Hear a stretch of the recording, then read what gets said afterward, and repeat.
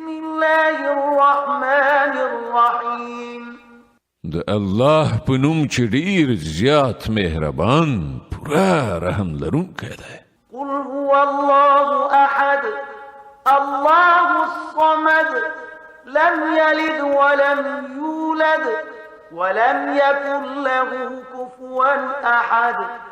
ویا هغه الله دی یوازې. الله هیڅ چاته اړ نه دی او ټول هغه ته اړ دي. نه د هغه څوک اولاد دی او نه هغه د چا اولاد دی او هیڅ څوک د هغه سیال نشته.